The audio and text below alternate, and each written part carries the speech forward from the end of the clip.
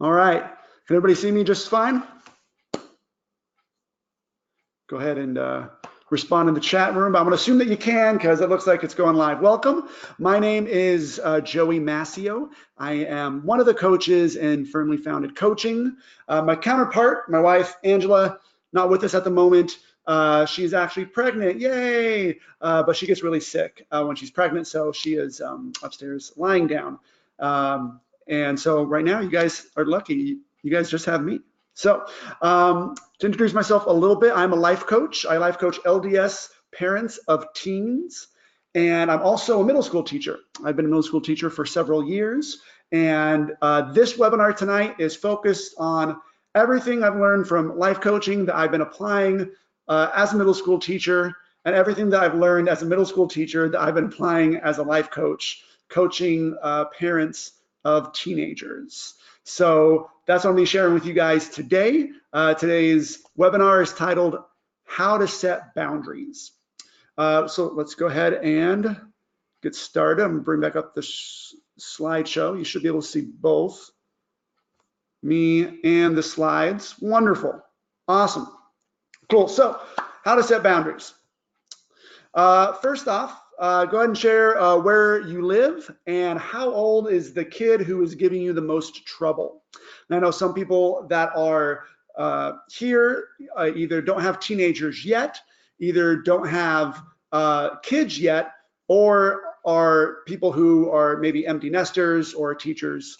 But either way, go ahead and share that just so I can get a good feel of the age of the kids that we are dealing with in this audience.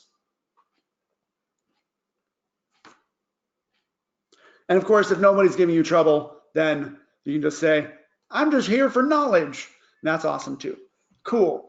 It looks like we got, on average, preteen is what it looks like. So wonderful.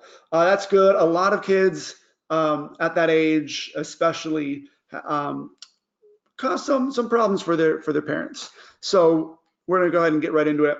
This is what we're going to cover in this webinar. We're going to cover how to set boundaries and enforce them. We're also going to talk about keeping your relationship with your teen positive as you set boundaries and enforce them. Sometimes therein lies the challenge. And then lastly, we're going to be covering controlling yourself versus controlling them. And we're not necessarily going to cover those things in that order. We'll just be going over all those things today during this webinar. So you guys are all here because you guys have a problem that you want help with, or a problem that needs to be solved. And here is what I assume your problem is. You have a teenager, all right? Someone who you love and adore most of the time, but often they end up posing problems or being difficult to handle and somewhat rebellious, like this lovely gentleman from the Breakfast Club.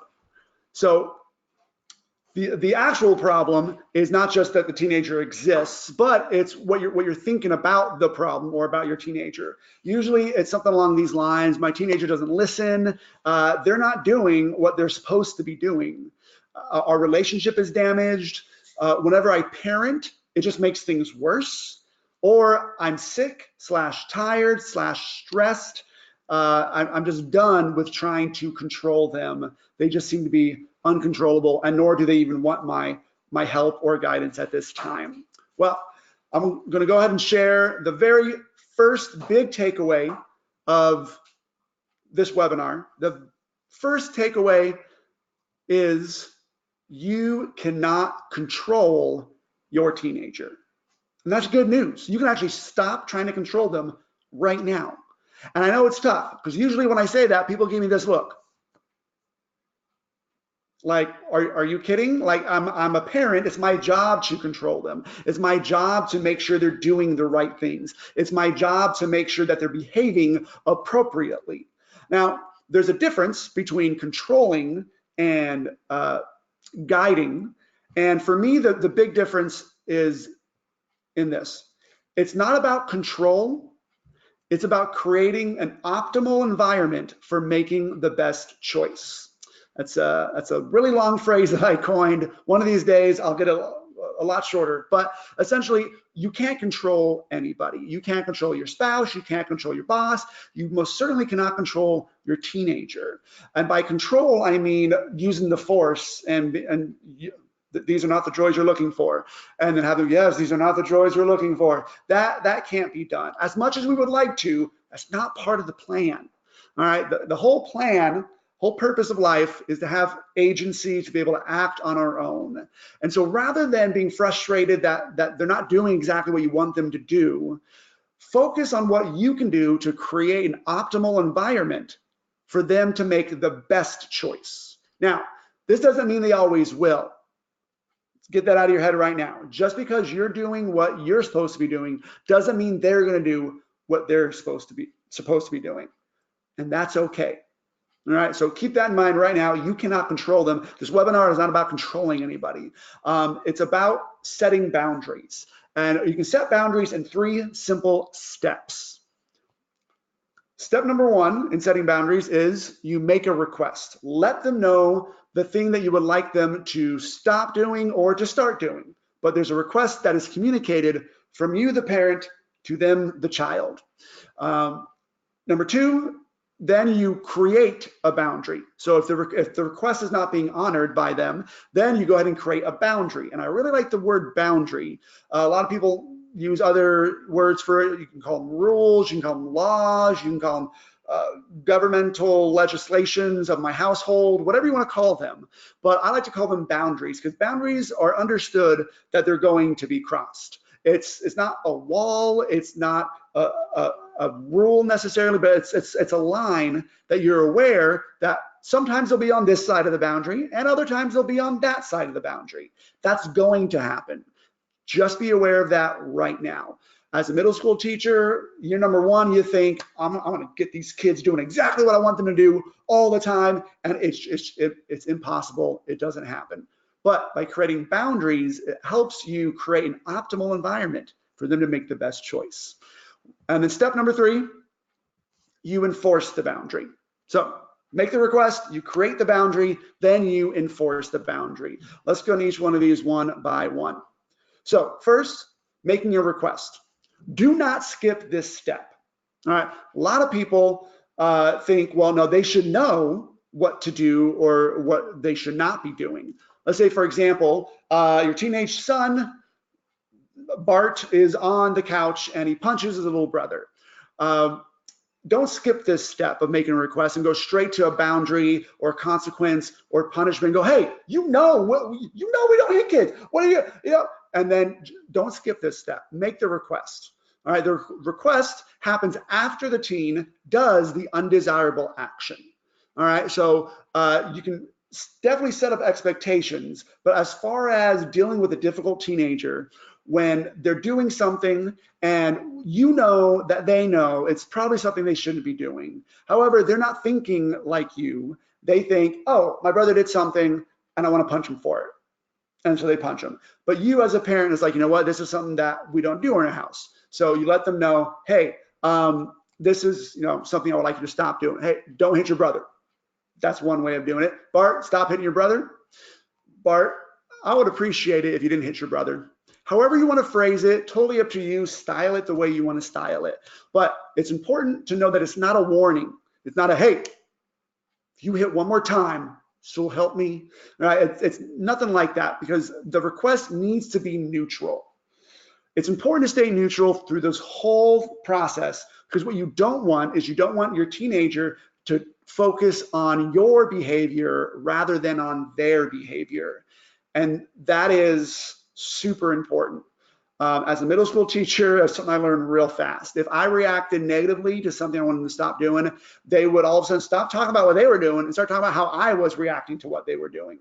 So you got to keep it neutral, right? So rule number 2, keep it neutral.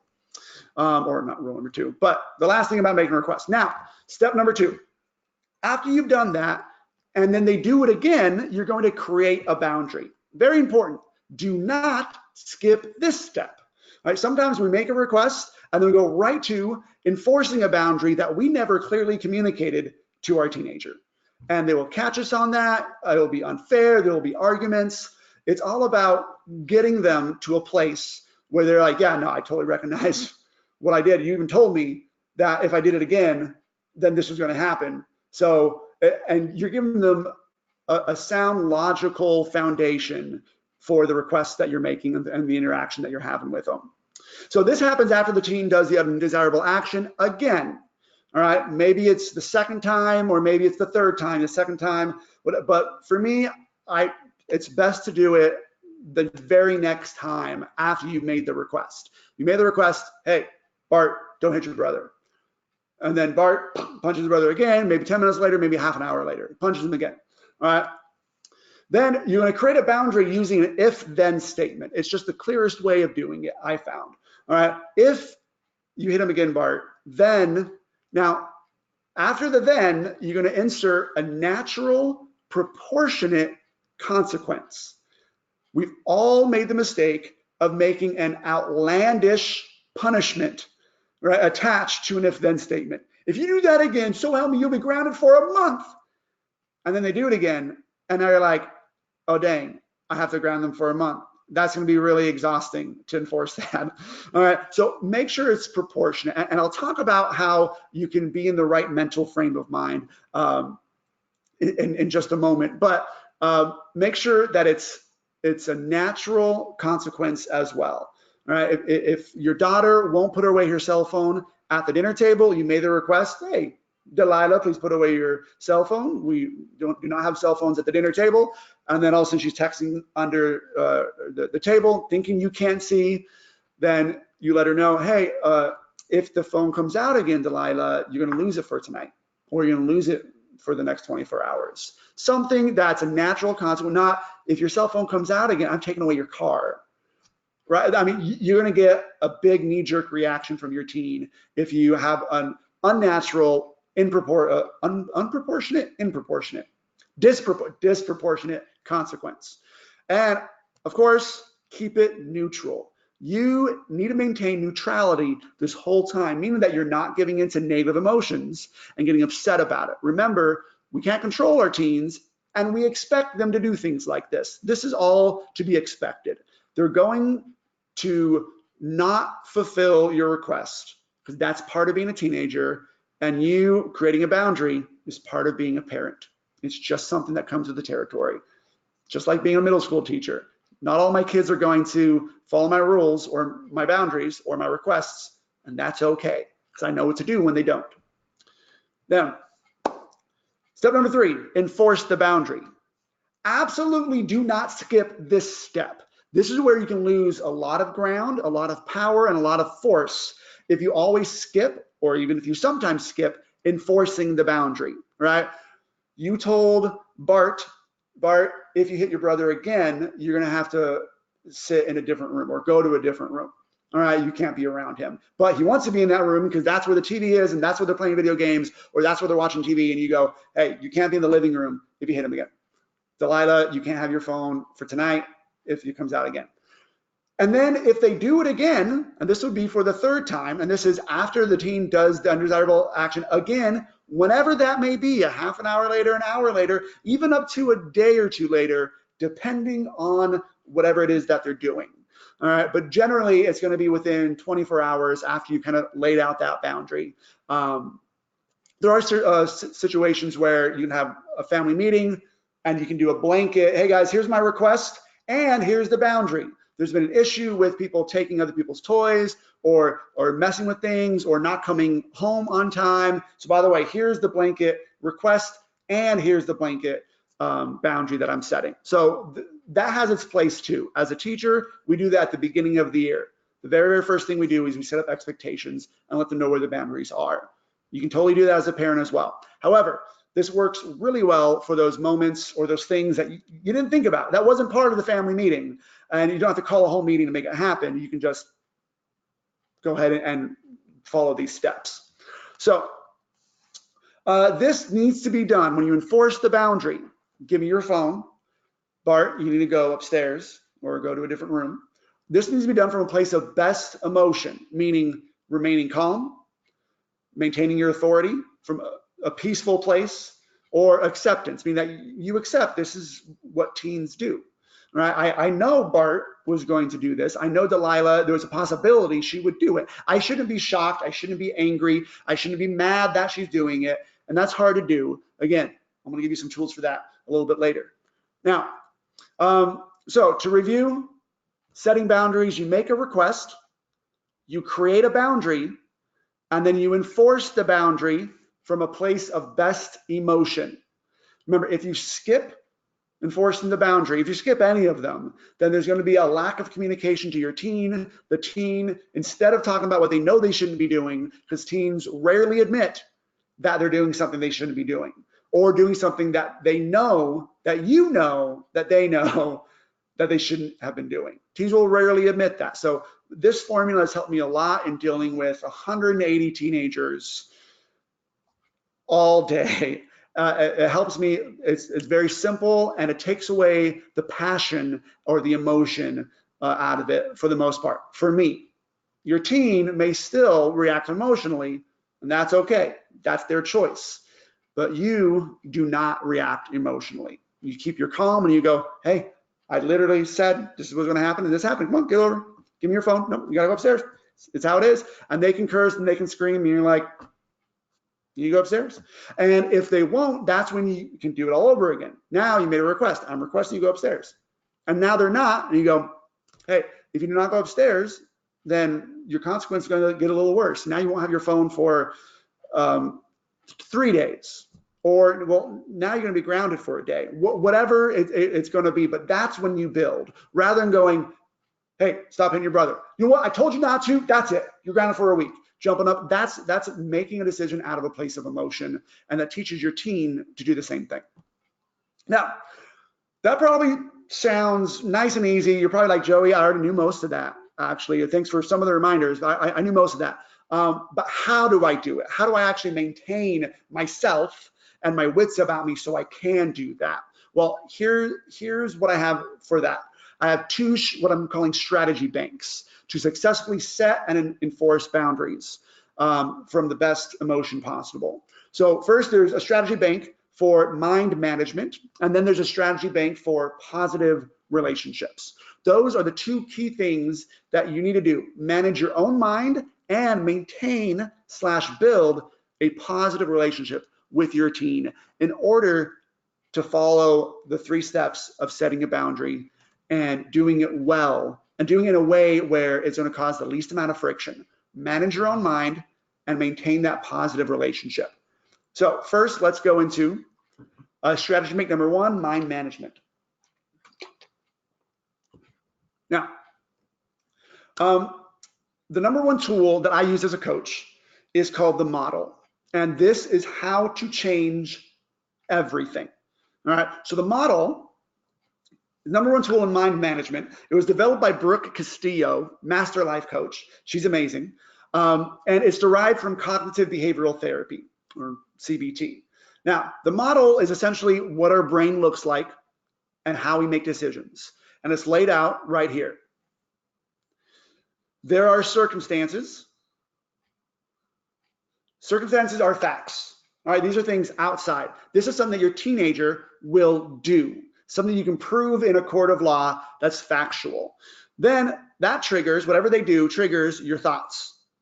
Your thoughts cause your feelings, and your feelings drive your actions, and your actions lead to your results.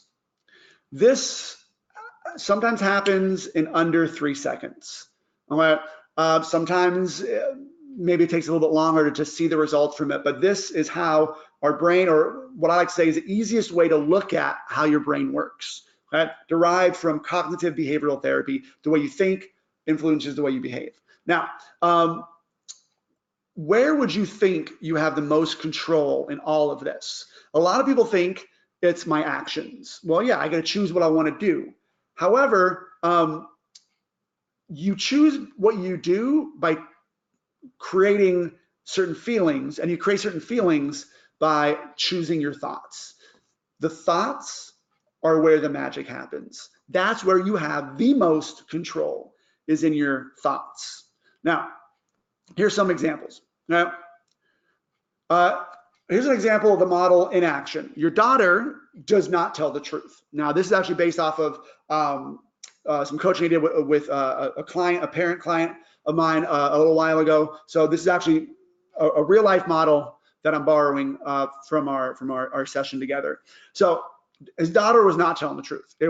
She was a habitual liar, and that's a fact, right? She says, "Hey, I was totally home at 10 o'clock last night." Actually, no, you weren't. You were home at 11. So that's a fact. It goes in the circumstance line.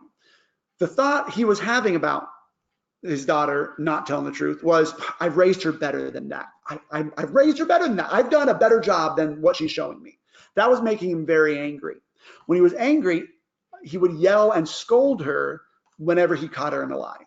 You catch her in the lie, he'd be like, "Oh, stop lying. Why are you lying?" And he'd always question and yell and scold her and belittle her. The result was he was not raising her to be better. Okay? The fun thing about the model is that our thoughts always show up in our results. Right? Whatever our thoughts are found in our results, and our results prove our thoughts. Right? Here is how I coached this dad to think differently about his daughter not telling the truth in order to get a different result. This is what we came up with. Right? So circumstance is the same. Remember, you can't control the daughter. All right. Daughter does not tell the truth. The thought he came up with was, well, this is her time to make mistakes and learn. All right. It was essentially, she's not telling the truth, and that's okay. And that's okay. This is her time to make mistakes and learn from them. This gave him a feeling of peace. So when he felt peaceful, whenever he would catch her in a lie, right? He'd catch her in a lie. He'd think the thought, "Oh, you know what? This is her time to make mistakes and learn." He felt at peace. And he felt more in control. So then the action he would make when he was feeling peace was to support and instruct.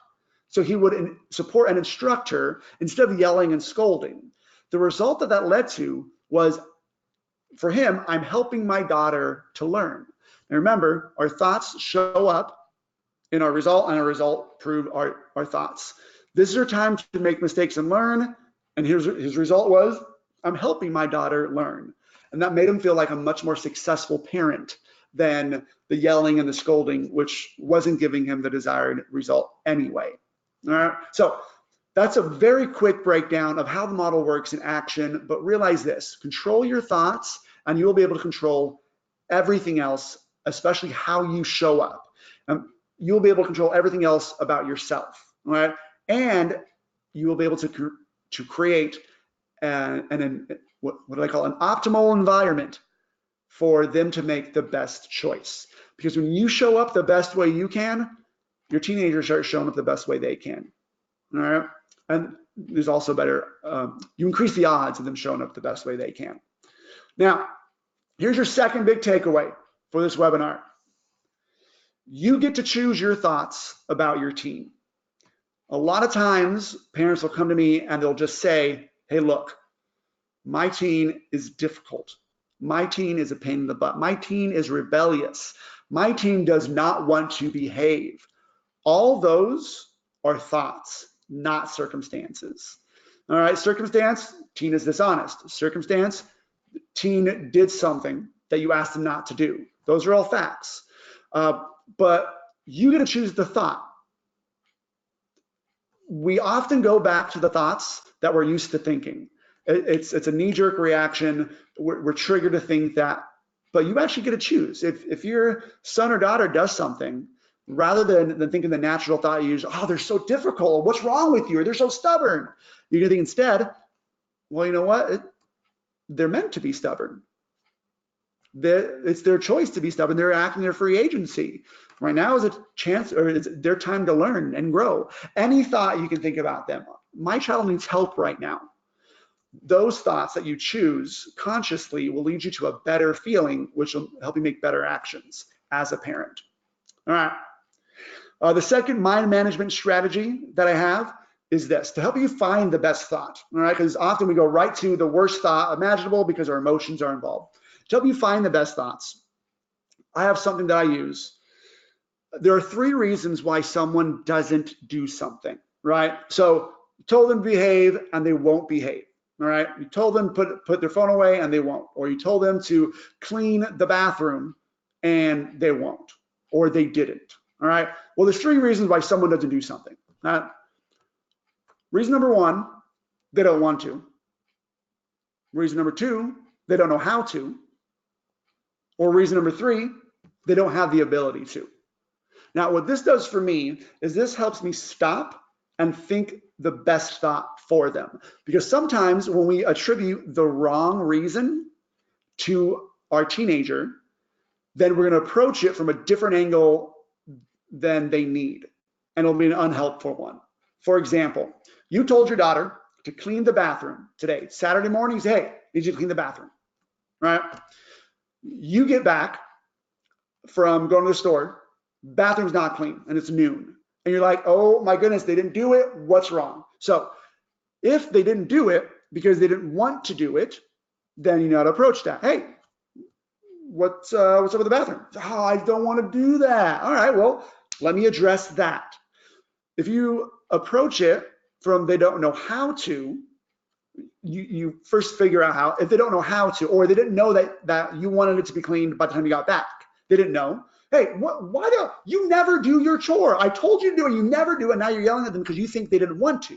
You think they didn't have a desire to, but they were chilling, eating potato chips, watching video game, thinking that they'll get to it. You come back and you're like, oh my goodness, right? Well, the reason why they didn't do it is because they didn't know that you wanted them to do it by 11. They didn't know how to please you in that moment because you didn't communicate that to them, all right? Or number 3, they don't have the ability to, all right? And that one, it's more rare than the other 2, but maybe right now they're feeling super depressed and they do not have the ability to actually clean the bathroom.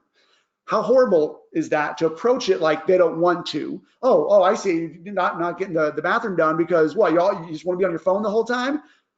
But maybe their boyfriend just broke up with them, or maybe they found out they didn't make the basketball team, or maybe something's going on and they're not in a state where they're willing or able, they're not able to clean the bathroom the way you wanted it by the time you wanted it done. So for me, I stop and I think, especially when dealing with my students, they didn't do something. Why didn't they do it? And sometimes I'll ask them. Ask them is the best way rather than just assuming. Hey, what's up? I noticed the bathroom's not done. What's going on? And they'll let you know if you just give them a chance to tell you. And that helps you think the better thought, the best thought to be able to reach them. Oftentimes we spend a lot of energy focusing on things or strategies or tactics that are not what our team needs. And it's a big waste of energy and also a big cause of frustration. So 3 reasons why someone doesn't do something. They don't wanna, they don't know how to, they don't have the ability to. All right. Now, strategy and bake number 2, positive relationships. This is by far my favorite thing to teach other teachers and to teach parents. Positive relationships is probably priority number 1 in getting your teen to be able to create an environment for your teen that would allow them to make the best choice for you or to be obedient to the request that you're making. Positive relationships are key. If you have a negative relationship, this happens all the time at work. If you have a negative relationship, your teen will not want to perform for you no matter what. All right. What do you think is the number 1 thing students say to me when they get sent to my office? Go to the chat screen, type in what you think. I work in a discipline office at a middle school, meaning that when a teacher doesn't know what to do with a student, they send them over to me. And when they arrive, they're always in a bad mood. And I always pull up a chair next to them, I sit them down, and I go, what happened? And after telling me what happened, I always ask them, why? Why did that happen? What do you think the number 1 thing that a teen says to me?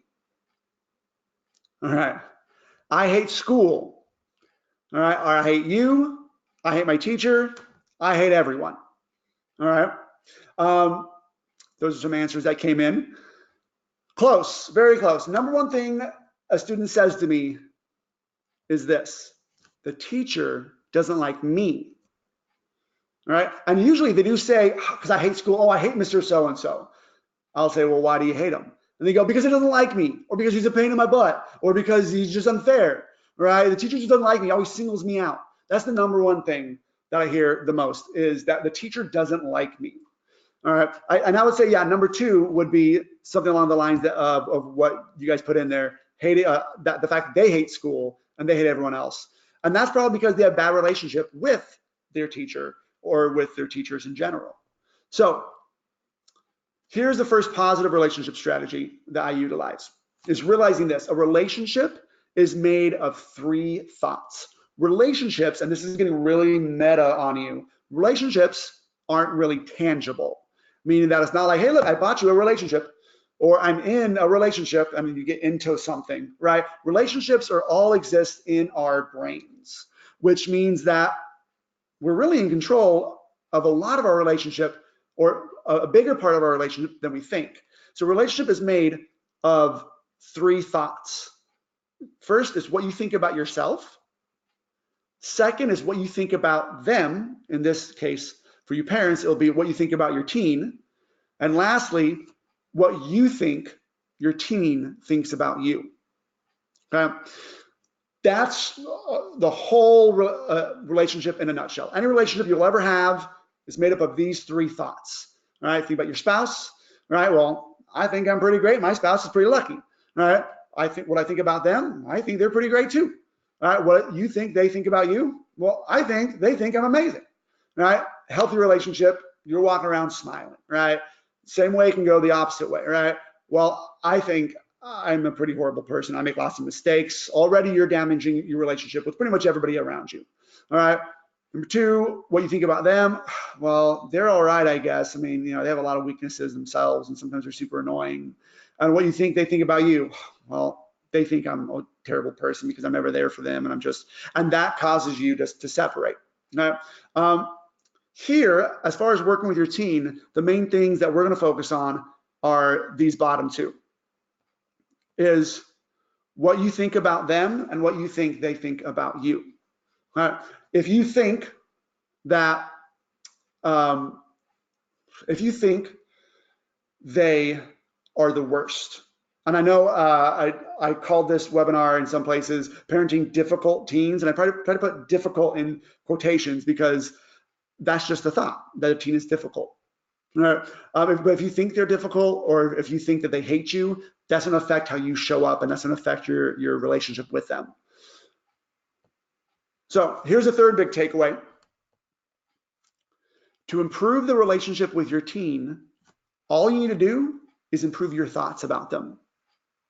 That's it. Your teen does not need to do anything for you to improve your relationship with them. They don't have to obey you. They don't have to fulfill your requests. They don't have to do the dishes. They don't have to make you breakfast in bed. They don't have to write your card, Mom, I love you. They don't have to do any of that to improve the relationship. Those things would be nice. Those things makes it easier to think better thoughts about them. However, to improve your relationship with your teen, you are in complete control of that. You can choose any thought you want about your teen and immediately start improving your relationship with them. Now, here's another strategy that you can use. I use this all the time at work with all the teens I interact with. It's called a 5-to-1 ratio. 5-to-1 means you have 5 positive interaction for every 1 negative interaction you have with your teen, which means it would look something like this. A negative interaction is a correction, a discipline measure, something like, hey, get off the computer, come on, you're always on that thing. Why didn't you take out the trash? Hey, stop poking your brother. Would you go over there? Hey, get to bed already, go to your room. Those are all examples of negative interactions. For every one of those you have, strive to have 5 positive interactions with your teen. Positive interaction is something like this. Hey, your hair looks real nice today. Oh, those are cute shoes. Where'd you get them? You're rocking that outfit. Hey, did you just beat that level of that game that you've been working on? Great job. High five. Hey, dude, You're the best. You know that? You're amazing, right? Things like that. Those are positive interactions. Hey, dude, you want Snickers? And toss them a little bite-sized fun candy or whatever. But those are positive interactions. Oftentimes, when a relationship is really bad between a parent and a teen, this is actually inverted. So it's actually 1 positive to 5 corrections or 5 negative. And it's super easy to do. We're busy as parents. We're going around, we're doing things. Maybe we work, we come home, we're doing this. Our teenagers are on autopilot, right? They know how to feed themselves by the time they're teenagers. They know how to dress themselves and bathe themselves. You need very minimal interaction with them in order to keep them alive. And if your minimal interaction with them is going, hey, could you do this? Hey, get over here. Hey, we're gonna do this now. All right, stop that. Then it's really going to damage the relationship. And instead of becoming a loving parent, in your mind, you're like, I'm rocking being a parent. I'm providing for them. There's food there. I'm making sure they're not punching their brother. I'm being awesome. But to them, all their interactions with you are all super negative, and there's no positive to your relationship. So strive for a 5 to 1. If you really want to be amazing, go 10 to 1. All right. It takes a lot of brain power to make sure you're aware of this. And your kid at first might be like, Mom, you already told me my hair looks nice today. What's wrong with you? You're being weird. And that's okay. Smile and go, yeah, your hair is just amazing. All right. So strive for that. All right. Next, clear expectations are key. Now, there's 2 parts to having clear expectations. Communicating your clear expectations to them is part 1, and having clear expectations of them is part 2. I covered this a little bit already, but this is where it applies to having a positive relationship. If you don't communicate what you expect from them, don't expect them to meet your expectations. They won't. They don't know what you want from them. This happens all the time in the classroom. Right? A teacher will be like, oh my goodness, stop it. Would you just get, and they'll get mad at a kid, and the kid will go, I didn't know that they didn't want me to do that. Or I was tapping my pencil, I was doing this, or I forgot to bring my stuff and he just yelled at me. Right? I don't know. And you will think a lot of time, well, it's common sense. Right. Common sense to you as someone who's in the mindset of instructing, teaching, parenting. But to a teenager, that's not on their mindset. Right? Picking up after themselves is not something they're thinking about on a regular basis. And it will be something you'll have to remind them of frequently. All right? Whatever you stop marketing to them will disappear from their brains after a while. So it's your job to market to them, whatever it is, whatever your expectations are. And that's part of having a clear expectation of them. They are going to forget what you've told them. They're going to not do what you've told them. They're going to act out, act up, yell, scream. They're going to do these things. And that's okay. That's to be expected. If you expect it, then it's easier to handle when it comes. A lot of the friction that comes with parenting teenagers, or really in dealing with anybody, is when reality doesn't meet expectations. Yeah, essentially I'm saying lower your expectations, but it's essentially having real clear expectations of who they are. And if that's where they are, if this is reality, then yeah, expect that. And you don't have to call it lowering your expectations. You can say my expectations are meeting them where they're at. And I know how they're going to act, or I know what they're going to do. And this is expected. So therefore, when they go above expectations, you're like, oh, that's great, that's amazing. And then you give them more praise for it, the 5 to 1. That's going to make them want to start doing those things more. And then before you know it, their reality is up here and your expectations can now be raised to meet them. So yet creating the optimal environment for them to make the best choices. All right. Always follow through. I think this is the last strategy we're going to talk about today. Always follow through. That goes back to step number 3 in enforcing boundaries. If you do not follow through, then they will not think you are serious. And this is common sense. People hear this all the time, but we don't do it all the time. To everything you say, you need to follow through on it. For an example, we have a 4-year-old, and he just turned 4, so he just finished being a 3-nager and he's totally still a 4-nager. And he knows that daddy means business, right? My wife's amazing. She does a good job, but sometimes she doesn't always follow through with the things that she says, and she recognizes this. For me, I made it a clear, conscious point to follow through. And if I go up to him and I say, hey, Logan, I want you to clean up your toys. He doesn't do it, and I say, Logan, if you don't clean up your toys, then I'm going to take them, and you won't be able to play with them anymore. All right, if I have to clean them up, then you don't get to play with them anymore. That's one of our rules that we have. We're to a point now, all I have to say is that. And if I start walking over to go pick up a toy, he will run, and he will pick it up because he knows I'm serious.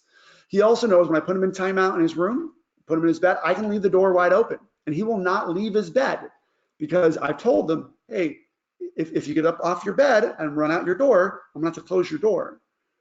And that's all I say. And if he does it, then I close his door. I don't debate. I don't let him go, no, but Dad, no, but I want to, no, but please, I won't do it again. I just go, hey, this is the way things are. Right? And I do it from a place of best emotion because I'm thinking the best thoughts about my son. I'm thinking, this is my job. This is parenting. This is what a dad's supposed to do. All right. This is to be expected. All right. He's not going to follow what I say. Of course, he's going to get up off his bed. All right. He doesn't want to be in here. All right. But he needs to know I'm serious, so I'm going to follow through. Not following through will lead to what's called burnt child syndrome. Burnt child syndrome is a condition of when a child gets rewarded and punished for the same action. So leaving his room, for example, I put my son in timeout, he gets up and he leaves his room. If one time I go, you know what, and I close the door and hey, sorry, if I do that one time and the next time he runs to me and he's crying and all that, and I go, oh, you know what, come here, all right, you know what, and because I'm too lazy to enforce it, or he's really hitting my heart right now or whatever, then I just trained him, hey, sometimes when you leave, you're gonna get praise, you're gonna get a reward, you're not gonna get the door closed on you, you know, or sometimes you will. And we can do that with our teenagers all the time. Put your phone away. I need you to be off the phone or off the computer.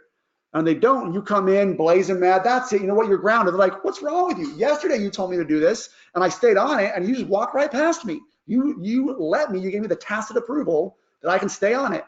And now you're getting all up in my grill. What's wrong with you? You having a bad day, Mom? What, Dad, like, go back to work. Nobody wants you home, right? And so what it does is it burns the trust between you and your child, or that the child has in your ability to follow through with what you say, or to have one set of reactions for the behavior you want them to stop. So always follow through and be consistent. All right, summary. We covered a lot, so I'm just giving you guys some bullet points here. 3 steps to boundaries. You make a request, you create a boundary, then you enforce the boundary from a place of best emotion. Super important, can't stress that enough. Don't punish them or don't give them a consequence when you're angry, because it's going to be disproportionate and it's going to be just a lot harder to do. They're going to focus on your anger rather than on their behavior. All right. Mind management strategy bank. We got 2 things I gave you today. There's a lot of them. I just gave you guys 2 for now. The model, a way to, your thoughts will control everything else about you and how you show up. Control your thoughts, you control your feelings, you control your actions. And also to help you control your thoughts, 3 reasons why someone doesn't do something. Keep that in mind when you're dealing with your teen. Why are they not doing what you're asking them to do? Ask them, see what's going on with them, and then you can think a better thought, and that will allow you to actually show up in a way that's helpful for them. And then the last strategy bank, positive relationships. The 3 thoughts to a relationship. Relationship is just in your head. You can improve your relationship instantly with your teenager right now by thinking better thoughts about them. 5-to-1 ratio, 5 positive things to every 1 negative thing or 1 correction that you do. Have clear expectations, communicate it clearly to them, and have proper clear expectations of them. Teens aren't perfect, don't think they are. All right, nobody's perfect. Lastly, always follow through. That will help you maintain a positive relationship. Even when you're following through and you have to give them a consequence, that will lead to a more positive relationship than sometimes following through, sometimes not. That's going to lead to more of a negative relationship. All right. So right now you may be thinking, well, all this stuff is great and all that, Joey, but I can't do this now. It's too late for me. I've already set it a precedence for my team. It's over. It's over for me. Don't think that. Teachers think this all the time. 3-4 months into the year, I'm talking with a first year teacher, giving them some training, and they're going, you know what, I can't just start doing these things because they're already used to it. And I go, that's just a thought. And that thought is going to show up in your result. You can't change it because you're thinking that you can't. You can do anything you want to do. Starting today, you can also start being a different parent, and your kid is going to push back. This is going to happen. All right, this is because kids are data collectors. All right, they're the best data collectors. They've been collecting data on you for years. They're 11, 12 years old. They've got 12 years of data to collect on you. They know, yeah, sometimes mom gets on these self-health kicks or whatever, wellness or parenting things, and she starts doing things, but it goes away after a week or so, and we're back to normal. All right, that's the data they have. What you need to do, your job, is to start giving them a different stream of data. And that's it. Think about it from that perspective. You're just now changing the music, right? They've been used to one tune their whole life, and now you're just changing the music on them. And they're going to assume, well, the old mom will come back eventually, so I'm just going to keep doing my thing. But eventually they'll go, man, mom's not letting up on me anymore. And she's being positive about it. That's the key. She's being positive about it. Man, she's not letting me get away with anything anymore. Start giving them new data to be collected. Expect pushback, especially if you've been way on this end of the spectrum, letting them do whatever they want, super bad relationship with them, it's always negative. Jump over here. Even if they start telling you things like, Mom, I know what you're doing. All right, you're trying this whole new thing. Don't act like you're nice. You're not nice. All right, don't act like you love me. You don't love me. All right, be okay with that. All right, that's you can think that all you want. All right, but I know that I love you, and that's how I'm showing up now. All right, and stick with it. All right, thank you very much for joining us. Please either write a review or give a comment for this webinar that we can use and share and get other people to watch it. And also please share us with a friend that you know who may be struggling with their teenage son or daughter. Send them our way. We do, we have a 6-week program that we work on with parents of teens. We coach them, helping them utilize these tools in their life and show up the way they want to show up as a parent.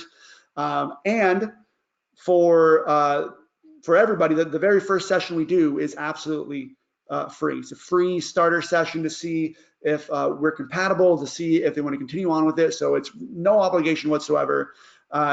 Contact us, go to firmlyfounded.com. You can find us on Facebook and Instagram as well. So again, thank you very much. I'm Joey Massio. Have a great day.